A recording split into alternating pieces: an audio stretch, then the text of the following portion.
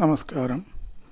സനാതന ധർമ്മ സംഹിതകൾ പങ്കുവയ്ക്കാനായുള്ള ചാനലായ നാദശ്രീയിലേക്ക് എല്ലാവർക്കും സ്വാഗതം. പ്രിയരെ, ശ്രീമൻ നാരായണീയത്തിൽ നമ്മൾ കണ്ടത് ഭഗവാൻ കർദമ പ്രജാപതിയെ 9 പുത്രിമാരും താൻ തന്നെ കപിലവാസുദേവനായിട്ട് അവതരിക്കും എന്നുമുള്ള അനുഗ്രഹം കൊടുക്കുന്നതായിട്ടാണ് പറഞ്ഞു വെച്ചത്.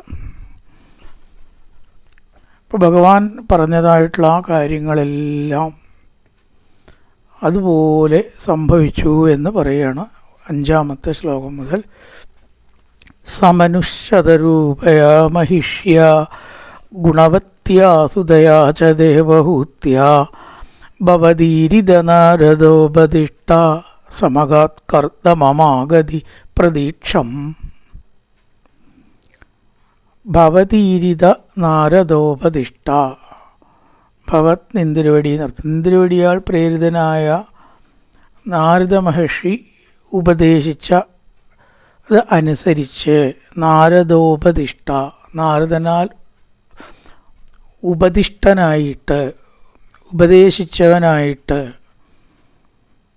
എങ്ങനെയാണ് ഭഗവാന്റെ ഇച്ഛ നടപ്പായത് എന്ന് പറയണം. എങ്ങനെയാണ് ഈ ദേവഹൂതിയെ കർദമ പ്രജാപതിയുടെ അടുത്തേക്ക് അച്ഛനായിരിക്കുന്ന മനു കൊണ്ടുവന്നാക്കിയത്? എന്തായാലും അതിനൊരു നിമിത്ത കാരണം വേണമല്ലോ. അത് നാരദനായി തീർന്നു എന്ന് മാത്രം. ഭഗവാന്റെ ഇച്ഛ പലപ്പോഴും ആളുകളിൽ കൂടിയിട്ടാണല്ലോ നടപ്പാവുക. ഭഗവാൻ നേരിട്ട് വന്ന് നടപ്പാക്കലില്ല. അപ്പോൾ ഇവിടെ നടപ്പാവാൻ ആരാണ് കാരണമായത്? നാരദ മഹർഷി. നാരദോപദിഷ്ട, നാരദനാൽ ഉപദേശിക്കപ്പെട്ടവനായിട്ട്, ആ ഉപദേശിച്ച വിധം. സ മനു, ആ മനു ആകട്ടെ ശതരൂപയ മഹിഷ്യ, തൻ്റെ പത്നിയായിരിക്കുന്ന ശതരൂപയോടുകൂടി ഗുണവത്യാ ദേവഹൂത്യാ സുതയാച, പത്നിയുണ്ട്, പുത്രിയായിരിക്കുന്ന ദേവഹൂതിയും ഉണ്ട്. ദേവഹൂതിയുടെ വിശേഷണമാണ് ഗുണവത്യ, ഗുണവതിയായ, എല്ലാ ഗുണങ്ങളുടെയും വിളനിലമായിരുന്നു. സ്ത്രീകൾക്ക് എന്തെല്ലാം ഗുണങ്ങൾ, വിനയ സൗശീല്യാദി ഗുണങ്ങൾ എന്തൊക്കെ വേണോ അതെല്ലാം തികഞ്ഞതായിരിക്കുന്ന തൻ്റെ പുത്രിയായ ദേവഹൂതിയോടും കൂടിയിട്ട് മനു ശതരൂപയ മഹിഷ്യ, ശതരൂപ ആകുന്ന പത്നിയോടും ഗുണവത്യ ദേവഹൂത്യ, ഗുണവതിയായിരിക്കുന്ന ദേവഹൂതിയോടുകൂടിയും, ദേവഹൂത്യ സുധ എന്ന മകളായ ദേവഹൂതിയോടുകൂടും എവിടെ എത്തിച്ചേർന്നു? കർദമൻ്റെ സമീപം എത്തിച്ചേർന്നു. കർദമം സമഗാത്, കർദമൻ്റെ അടുത്ത് എത്തിച്ചേർന്നു. കർദമൻ്റെ ആശ്രമത്തിലേക്ക് എത്തിച്ചേർന്നു. ഗുണവത്യ ദേവഹൂത്യ സുതയാ ശതരൂപയാ മഹിഷ്യ സ മനു കർദമം സമഗാത്, കർദമൻ്റെ അടുത്തേക്ക് എത്തിച്ചേർന്നു. ഒരു കർദമൻ്റെ വിശേഷണമാണ് എന്ത്? ആഗതി പ്രതീക്ഷം കർദമം. എങ്ങനത്തെ കർദമൻ? ഇവരെ പ്രതീക്ഷിച്ചു കൊണ്ടിരിക്കുന്ന കർദമനെ. എങ്ങനെ പ്രതീക്ഷിച്ചു? ഈശ്വര നിശ്ചയമാണത് എന്ന് ഭഗവാൻ പറഞ്ഞതുകൊണ്ട് മനസ്സിലാക്കി. ഭഗവാൻ പറഞ്ഞതനുസരിച്ചിട്ട് കർദമൻ ഉറപ്പുണ്ട്. എന്ത്? ശതരൂപ മനു ഇവർ തൻ്റെ പുത്രിയായിട്ടുള്ള ദേവഹൂതിയെ തൻ്റെ അടുത്തേക്ക് കൊണ്ടുവരും എന്നത്. ആഗതി പ്രതീക്ഷം, വരും എന്ന് പ്രതീക്ഷിച്ചു കൊണ്ടിരിക്കുന്ന കർദമൻ്റെ അടുത്തേക്ക് കർദമം സമഗാത്, കൊണ്ടുവന്നാക്കി എന്നർത്ഥം. ഭവതീരിത നാരദോപദിഷ്ട, ശരിക്കുള്ള പ്രേരണ നിന്തിരുവടിയുടെയാണ്. എല്ലാറ്റിനും കാരണം ഭഗവാൻ തന്നെയാണ്. ഒരു നിമിത്ത കാരണമായിട്ട് നാരദൻ പ്രവർത്തിച്ചു. ഭവതീരിത നാരദോപദിഷ്ട, അങ്ങയാ പ്രേരിപ്പിക്കപ്പെട്ട നാരദനാൽ ഉപദേശിക്കപ്പെട്ടവനായിട്ട് സ മനു, ആ മനു ആകട്ടെ ശതരൂപയാ മഹിഷ്യ ഗുണവത്യ ദേവഹൂത്യ സുതാച, സുതയാച, തൻ്റെ പത്നിയായിരിക്കുന്ന ശതരൂപയോടും ഗുണവതിയായിരിക്കുന്ന ദേവഹൂതിയായ മകളോടും കൂടി ചേർന്ന് എവിടെ എത്തി? കർദമൻ്റെ അടുത്ത് എത്തി. എങ്ങനത്തെ കർദമൻ? ആഗതി പ്രതീക്ഷം കർദമം, ഇവർ വരും എന്ന് പ്രതീക്ഷിച്ചു കൊണ്ടിരുന്ന കർദമൻ്റെ അടുത്തേക്ക് എത്തിച്ചേർന്നു. കർദമം അത് ആഗതി പ്രതീക്ഷം കർദമം അഗമ സമഗാത് എത്തിച്ചേർന്നു. സമനുഷ്യതരൂപയാ മഹിഷ്യാ ഗുണവത്യാ സുതയാ ച ദേവഹൂത്യാ ഭവതീരിത നാരദോപതിഷ്ഠ സമഗ കർദമമാഗതി പ്രതീക്ഷം. അടുത്തത്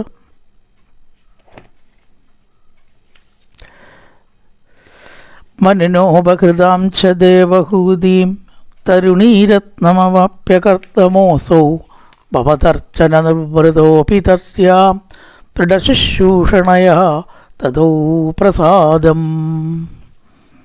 ഇവിടെ പറയുകയാണ്, അസൗ കർദമ, ആ കർദമനാകട്ടെ മനുനാ ഉപഹൃതാം തരുണീരത്നം, മനുവിനാൽ കൊടുക്കപ്പെട്ട തരുണീരത്നത്തെ സ്വീകരിച്ചിട്ട് വേഗം കഴിഞ്ഞു. ഒരുപാട് കർമ്മങ്ങളോ വാദ്യഘോഷങ്ങളോ മേഘങ്ങളോ ആഡംബരങ്ങളോ ഒന്നും അവിടെ ഉണ്ടായിട്ടില്ല. അതാണ് ശ്രദ്ധിക്കേണ്ടത്. ഇപ്പം ചക്രവർത്തിയാണ് മനു, ശരിക്കും ലോകം ഭരിക്കുന്ന ആളാണ്. അപ്പം എത്ര ആഡംബരം ആക്കിയിട്ട് ആണെങ്കിൽ വേണമെങ്കിൽ നടത്താം. ഈ വിവാഹത്തിലെ ആഡംബരത്തിലൊന്നും ഒരു കാര്യവുമില്ല എന്ന് ഭാഗവതവും നാരായണിയോ നമ്മളെ പഠിപ്പിക്കുകയാണ്. ഈ ആഡംബരം കൊണ്ട് കാശ് ചിലവാക്കിയിട്ട് എന്താ ഇപ്പോൾ ഒരു കാര്യമുള്ളത്? ഒരു വേസ്റ്റ് ഓഫ് മണിയാണത്, വേസ്റ്റാണ്. പ്രത്യേകിച്ചും ചക്രവർത്തിയെ സംബന്ധിച്ച് ആ ധനം പൊതു നന്മയ്ക്ക് ഉപയോഗിക്കാനുള്ളതാണ്. റോഡ്, പാലം, ജനസേവനം, ജനനന്മ, ഇതിനൊക്കെ വേണ്ടി ഉപയോഗിക്കേണ്ട ധനം തൻ്റെ പുത്രിയുടെ വിവാഹത്തിന് ചിലവാക്കിയില്ല മനു. അങ്ങനെയുള്ള വിവാഹങ്ങൾ വേറെയും നമുക്ക് ഭാഗവതത്തിൽ കാണാം. ഈ ആഡംബരങ്ങൾ കുറേ കോഷം കൂട്ടി രണ്ടാം ദിവസം തമ്മിൽ തല്ലി മൂന്നാമത്തെ ദിവസം പിരിഞ്ഞു പോകുന്നു എന്ന് വയ്ക്കുക. അങ്ങനെ ഒരു വിവാഹം കൊണ്ട് എന്താ കാര്യം? അപ്പോൾ വിവാഹത്തിൽ എപ്പോഴും അനന്തര ജീവിതത്തിനാണ് പ്രാധാന്യം കൊടുക്കേണ്ടത്, അതിൻ്റെ ആഘോഷത്തിന് അല്ല. ഇവിടെ 4-5 ആളേ ഉള്ളൂ ആകെ ആ വിവാഹത്തിന്. എത്ര സുഖം ഉണ്ടാവും. ഇത് ബഹളം കൂട്ടി കുറേ ആൾ അവിടെയും കുറേ ആൾ ഇവിടെയും കുറേ വേസ്റ്റും കുറേ ഭക്ഷണം കളഞ്ഞിട്ടും തിരക്ക് കൂട്ടി. ഭാഗവതം പ്രത്യേകിച്ച് മാതൃക നമുക്ക് കാണിച്ചു തരും. ചക്രവർത്തിയുടെ മകളെ എങ്ങനെയാണ് വിവാഹിതയായത്? യാതൊരു ആഡംബരവും ഇല്ല. 4-5 ആൾ, ആ ചടങ്ങ് അവിടെ കഴിഞ്ഞു. ഇത്രയേ ഉള്ളൂ. ഇതിനാണ് മാസക്കണക്കിന് ബുദ്ധിമുട്ടി അതിൻ്റെയൊക്കെ മുമ്പേ നിശ്ചയം മുതൽക്ക് ടെൻഷൻ തുടങ്ങായി. ആവശ്യമുണ്ടോ ശരിക്ക്? അതാണ് അസൗ കർദമ മനുന ഉപഹൃതം. 2 വാക്കുകൊണ്ട് വിവാഹം കഴിഞ്ഞു. ഇവിടെ ആണ് കൊടുത്തു, അത്ര തന്നെ. മനുന ഉപഹൃതം, ദാ എൻ്റെ മകളെ ഞാൻ അങ്ങേക്ക് തന്നിരിക്കുന്നു, കാര്യം കഴിഞ്ഞു. തരുണീരത്ന ദേവഹൂതിമവാപ്യ, കർദമന് സന്തോഷമായി, കൊടുത്ത സ്വയംഭുവനുവിന് സന്തോഷമായി, മകളായ ദേവഹൂതിക്ക് സന്തോഷമായി. ആർക്കാ അവിടെ സന്തോഷമാവാതിരുന്ന്? ആഡംബരമില്ല എന്ന് വിചാരിച്ചിട്ട് ഒരാൾക്കും സന്തോഷം ഇല്ലാണ്ടിരുന്നില്ല. അതല്ലേ വേണ്ടത്. ആ 3 അക്ഷരത്തിനാണ് നമ്മൾ ഇതൊക്കെ ചെയ്യണത് അല്ലേ? അത് ചിലവില്ലാതെ തന്നെ ഇവിടെ നടന്ന് കിട്ടി എന്നർത്ഥം. മനസ്സിൻ്റെ സന്തോഷം എന്ന് പറഞ്ഞാൽ അതിപ്പോൾ ആഡംബരം കൊണ്ടേ ഉണ്ടാവുള്ളൂ എന്നൊന്നുമില്ല. എല്ലാറ്റിൻ്റെയും ലക്ഷ്യം അതല്ലേ. അപ്പോൾ ബുദ്ധിമുട്ടി സന്തോഷിക്കുകയോ വേണ്ടത്, ബുദ്ധിമുട്ടാതെ സന്തോഷിക്കുകയോ വേണ്ടത്? ബുദ്ധിമുട്ടാതെ സന്തോഷിക്കുന്നതല്ലേ കുറേയും കൂടി സുഖം. അപ്പോൾ ഇവിടെ തരുണീരത്നം ദേവഹൂതിയും അവാപ്യ, തരുണിയിൽ വെച്ചിട്ട് ഏറ്റവും ചേട്ടയായിട്ടുള്ള ദേവഹൂതിയെ ലഭിച്ചിട്ട് അസൗ കർദമ, ആ കർദമനാവട്ടെ ഭവദർച്ചന നിർവൃതോപി, അങ്ങയെ ഭക്തിയോട് കൂടിയിട്ട് പൂജിക്കുക, അർച്ചിക്കുക, ഇതൊക്കെ സംതൃപ്തി കൊണ്ടുള്ള ആളാണെങ്കിലും ഭഗവത് ഭജനം കൊണ്ട് തന്നെ സംതൃപ്തനാണ് എന്നർത്ഥം. ഭവദർച്ചന നിർവൃതോപി, വിവാഹ ജീവിതമെന്നോ ഒരു പത്നിയെന്നോ അദ്ദേഹത്തിന് നിർബന്ധമില്ല. വേണ്ട, അതിനോട് വെറുപ്പ് അങ്ങനെയില്ല. പക്ഷേ നിർബന്ധം ഒന്നും ഇല്ലാണ്ട് ജീവിതത്തിലെ തൃപ്തി എന്ന് പറഞ്ഞാൽ ഈശ്വരാരാധനയാണ് എന്ന് കണ്ടെത്തിയ ആളാണ് കർദമൻ. പിന്നെ ഇതിന് വിവാഹം കഴിച്ച് പ്രപഞ്ചത്തിൽ ജീവിക്കുമ്പോൾ അതിൻ്റേതായിട്ടുള്ള വിധങ്ങൾ വേണം എന്നുള്ളതുകൊണ്ട് മാത്രമാണ്. അത്യാസക്തി ഇല്ല എന്ന് വളരെ വ്യക്തം. ഭവദർച്ചന നിർവൃതോപി, ഈശ്വര അർച്ചനം കൊണ്ട് തന്നെ തൃപ്തിയായതുകൊണ്ട് ദൃഢശുശ്രൂഷണയാ തസ്യാം പ്രസാദം ദദോ. ആ ദേവഹൂതിയെ ലഭിച്ചിട്ട് വളരെയധികം സന്തോഷിച്ചു, പ്രസന്നനായിട്ട് ഭവിച്ചു കർദമ പ്രജാപതി. എന്ത് കാരണം കൊണ്ട്? ദൃഢശുശ്രൂഷണയ, ആ ഭർത്താവിനെ വേണ്ട വിധം ശുശ്രൂഷിച്ച് പ്രസാദിപ്പിച്ചു ദേവഹൂതി. പ്രസാദം ദദോ, സന്തോഷം നേടി. വിവാഹ ജീവിതത്തിൽ എപ്പോഴും ആ ഒരു സന്തോഷം ഉണ്ടാവുക, അതാണ് പ്രധാനം. ഭർത്താവിനെ വേണ്ട പോലെ ശുശ്രൂഷിക്കലാണ് സത് ആചാരം ഉള്ളതായ സ്ത്രീകളുടെ പ്രധാന കടമ. അതല്ലാതെ അവർക്ക് എന്ത് നേട്ടമുണ്ടെങ്കിലും തിളങ്ങൂല്ല, മനസ്സന്തോഷം ഉണ്ടാവില്ല, സമൂഹത്തിൽ അംഗീകാരം ഉണ്ടാവില്ല, അടുത്ത ലോകത്തിലും സുഖം ഉണ്ടാവില്ല. എന്തൊക്കെയാ? ഇതെല്ലാം ഭർത്തൃശുശ്രൂഷ അതിലാണ് അധിഷ്ഠിതമായിട്ടിരിക്കുന്നത്. ഇത് പഴയ കാലത്ത് പുരുഷന്മാരുടെ ആധിപത്യത്തിന് വേണ്ടി പറഞ്ഞതാണ് എന്നൊക്കെ വെറുതെ വാദിക്കുകയാണ്. അങ്ങനെയില്ല. ഈ സ്നേഹം എന്ന് പറയുന്നത് എപ്പോഴും പ്രായത്തിനോ സൗന്ദര്യത്തിനൊക്കെ അതീതമാണ്. ച്യവന മഹർഷിയുടെ കഥ ഉണ്ട്, മഹാഭാരതത്തിൽ പറയുന്ന കഥയാണ്, ദേവീഭാഗവത്തിലുണ്ട്. എത്ര പ്രായമുള്ള ആളാണ് ച്യവന മഹർഷി. സുകന്യ 10-19 വയസ്സായിട്ടുള്ള പ്രായം. സംഗതിവശാൽ വിവാഹിതനാവേണ്ടി വന്നു അവർക്ക്. കഥകളൊക്കെ ഉണ്ട്, അപ്പോൾ പറയേണ്ട ആവശ്യമില്ല, അതുകൊണ്ട് പറയണില്ല എന്നേ ഉള്ളൂ. എന്തായാലും വളരെയധികം പ്രായ വ്യത്യാസമുണ്ട്. അദ്ദേഹം വൃദ്ധനാണ്, കന്യയാണ് സുകന്യ. അപ്പം തണുത്ത വെള്ളം നൽകിയിട്ടും ശയ്യ വിരിച്ചു കൊടുത്തിട്ടും ഭക്ഷണം പറിച്ച് പഴങ്ങളൊക്കെ കൊടുത്തിട്ടും ഇല കൊണ്ട് വീശിയിട്ടും തണുപ്പാണെങ്കിലോ ചൂടുവെള്ളം കൊടുത്തിട്ടും ച്യവന മഹർഷിയെ ശുശ്രൂഷിച്ചത് കൊണ്ട് അവസാനം എന്തുണ്ടായി? കഥ പോയിട്ട് ച്യവന മഹർഷി സുന്ദരനായിട്ടൊരു യുവാവാക്കുകയാണ്. ആര്? അശ്വിനി ദേവതകൾ. അപ്പം തൻ്റെ പാതിവൃത്യനിഷ്ഠ കൊണ്ട് വൃദ്ധനായിരിക്കുന്ന ച്യവന മഹർഷി എന്ന് പോയിട്ട് എന്തായി? യുവകോമളനായിരിക്കുന്ന ച്യവനനെ കിട്ടി. അശ്വിനി ദേവതകൾ പറഞ്ഞതനുസരിച്ചിട്ട് ചികിത്സ നടത്തിയപ്പോൾ അത്യധികം ചെറുപ്പായി. അപ്പോൾ ആ പാതിവൃത്യനിഷ്ഠ കൊണ്ട് വൃദ്ധൻ എന്ന ദുഃഖം ഒഴിവായിപ്പോയി എന്നർത്ഥം. ചെറുപ്പാവുക എന്ന് പറഞ്ഞാൽ ചെറിയ കാര്യമാണോ? വയസ്സായിട്ടൊരാൾ ചെറുപ്പാവുക എന്ന് പറഞ്ഞാൽ. അപ്പം അങ്ങനെ ഒരുപാട് കഥകൾ, പ്രായമോ ബാക്കി കാര്യങ്ങളൊന്നും ഇല്ലാണ്ട് തന്നെ ഭർത്താവിനെ ശുശ്രൂഷിച്ച് തൻ്റെ വരുതി, അതായത് സ്നേഹം കൊണ്ട് സ്ത്രീയ സത്പതിമ്യത. നല്ലൊരു സ്ത്രീ ഭർത്താവിനെ ഏത് നിലയ്ക്കാത്ര ചങ്ങലയ്ക്കിടുക?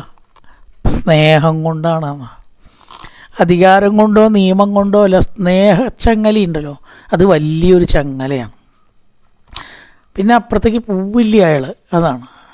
വേറെയും കഥകൾ ഇഷ്ടംപോലെ പറയേണ്ട. സാവിത്രി സത്യവാൻ്റെ കഥ ദേവീഭാഗവത്തിൽ, ഭാരതത്തിൽ പറയുന്ന കഥയാണ് ദേവീഭാഗവത്തിൽ കൊണ്ടുവന്നിരിക്കണം. യമൻ വന്നിട്ട് സത്യവാനെ കൊണ്ടുപോകാൻ പുറപ്പെട്ടപ്പോൾ സാവിത്രി പറഞ്ഞു, അങ്ങനെ കൊണ്ടുപോകാൻ പറ്റില്ല, എന്നെ കൂടാതെ എൻ്റെ ഭർത്താവിനെ അങ്ങേക്ക് കൊണ്ടുപോകാൻ പറ്റില്ല. ആരോടാ പറയണത്? ദണ്ട് കയ്യിൽ പിടിച്ചിട്ടുള്ള യമനോടാണ് പറയണതേ. അവർ തമ്മിലുള്ള സംവാദം കാരണം ആ സത്യവാൻ്റെ ആയുസ് കൊടുക്കേണ്ടി വന്നു യമന്. ചരിത്രത്തിലുണ്ടാവാത്ത കാര്യം അതൊക്കെ. നിശ്ചയിക്കപ്പെട്ട ഡേറ്റിന് മരണം മാറ്റുക എന്ന് പറയുന്നത് ഉണ്ടാവുമോ? ഒരിക്കലും ഉണ്ടാവാത്തൊരു കാര്യമാണ്. പക്ഷേ കഥ കുറേണ്ട. ആ സാവിത്രിയുടെ നിഷ്ഠ കൊണ്ട് യമൻ വളരെയധികം സന്തോഷിച്ചു. നിനക്ക് എന്താണോ വരം വേണ്ടത് ചോദിച്ചു. ചോദിച്ചതൊക്കെ തരുമല്ലോ അല്ലയോ? തീർച്ചയായിട്ടും തരാം, വാക്ക് മാറില്ല. യമനല്ലേ, ധർമ്മരാജാവാണ്. എന്നാൽ എനിക്ക് 100 പുത്രന്മാരുണ്ടാവണം. 100 പുത്രന്മാർ എങ്ങനെയാ? നല്ല സ്ത്രീകൾക്ക് ഭർത്താവിൽ നിന്നല്ലാതെ ഉണ്ടാവുമോ? യമൻ തന്നെ ട്രാപ്പിലായി എന്ന് വേണം പറയാം. ശരി, 100 പുത്രന്മാർ നിനക്കുണ്ടാവും, പിന്നെ സത്യവാനെ കൊണ്ടുപോകാൻ പറ്റുമോ? വേറെ പുരുഷനെ സ്വീകരിക്കുമോ സാവിത്രി? ഒരിക്കലും ഇല്ല. അപ്പോൾ 100 പുത്രന്മാർ വേണം എന്നുള്ള വരത്ത് കൂടിയിട്ട് സാവിത്രി എന്ത് ചെയ്തു?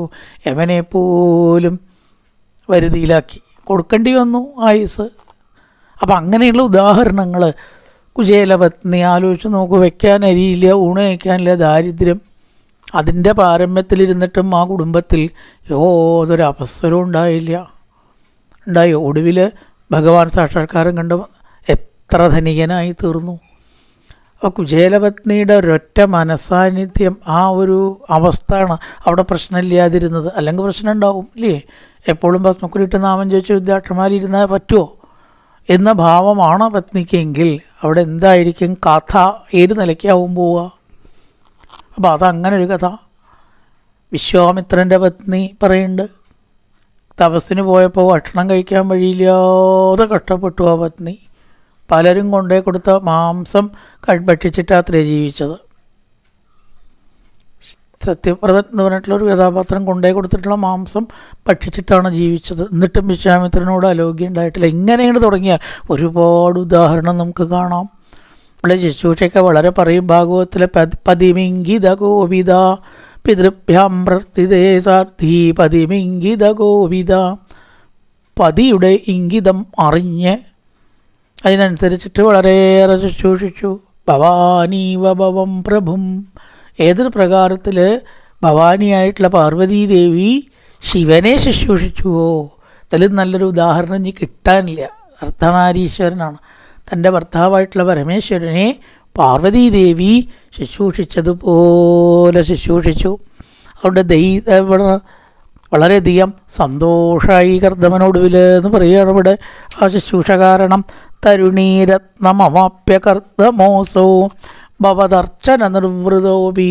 അങ്ങേ അർച്ചിക്കുന്നതിൽ കൊണ്ട് സന്തോഷിച്ചതാണെങ്കിലും നിർവൃതോപി ആനന്ദിച്ചിട്ടുണ്ട് എങ്കിലും തസ്യാം ദൃഢശുശ്രൂഷണയാ ഉറച്ച തത്വദീക്ഷയോടുകൂടി ഉള്ളതായിരിക്കുന്ന ശുശ്രൂഷ കൊണ്ട് തദൗ പ്രസാദം വളരെയേറെ വളരെ നേരെ സന്തോഷിച്ചു.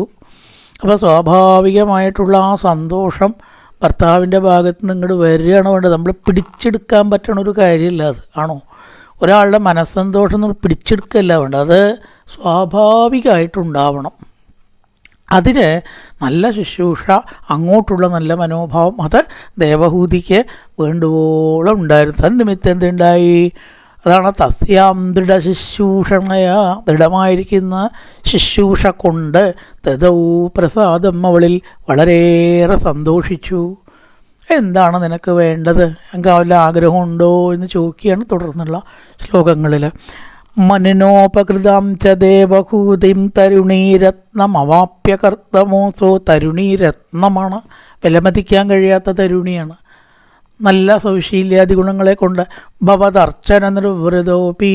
കർദമനിപ്പോൾ ഗാസ്യം വേണമെന്നോ പത്നി വേണമെന്നോ ഈശ്വരാർച്ചനയിൽ തന്നെ തൃപ്തനാണെങ്കിലും ഇവൾ എന്ത് ചെയ്തു? നല്ല ശുശ്രൂഷ കൊണ്ട് സ്വാധീനപ്പെടുത്തി എന്നർത്ഥം. അവൾ കൂടിയ കഴിയും ജീവിതത്തിൽ എന്ന തോന്നൽ ശുശ്രൂഷ കൊണ്ട് ഉണ്ടാക്കി. ആവശ്യമില്ല എന്ന തോന്നലുള്ള ആൾക്കും കൂടി അവളിൽ പ്രതിപത്തി ഉണ്ടാക്കി. നല്ല ശുശ്രൂഷയോട് കൂടി അവളവിടെ ഇരുന്നോട്ടെ കേട്ടോ, നല്ല കാര്യമാണ് എന്നാണ് തോന്നിച്ചു എന്നർത്ഥം. തസ്യാം ദൃഢശുശ്രൂഷണയ, ദൃഢമായിട്ട ശുശ്രൂഷ ദദൗ പ്രസാദം. നല്ലൊരു പ്രഭാതം എല്ലാവർക്കും ആശംസിച്ചുകൊണ്ട് നിർത്തുന്നു. നമസ്കാരം.